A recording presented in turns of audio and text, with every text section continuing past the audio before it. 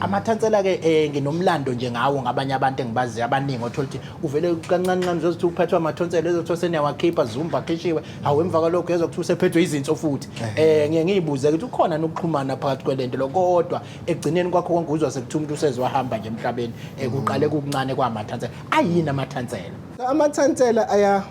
amathansela ayasiza ekuthenini silwe namagciwane. Okay. So they form part of immunity yethu. Okay. So it's a lymphoid organ. So i-organ enama lymphocytes elisana namagciwane. Okay. So if uzongenwa igciwane lingene ngani mhlambe ngomlomo ne into ezokwazi ukuthi lilwisane nayo first response amathansela. Okay.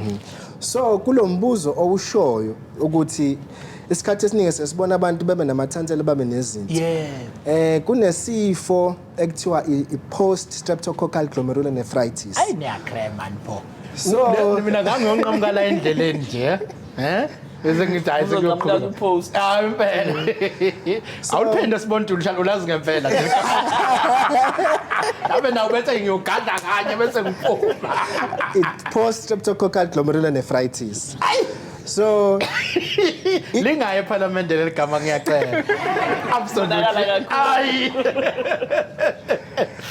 So it's the same bug ekhoza ini amathansela nezokhoza ini inkinga yezinto.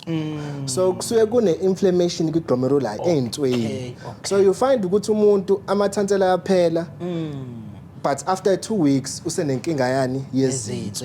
But sibona abakhulu kubantu aba probably less than 25 ababa nalezo nkinga yezinto. Okay. Uyabo.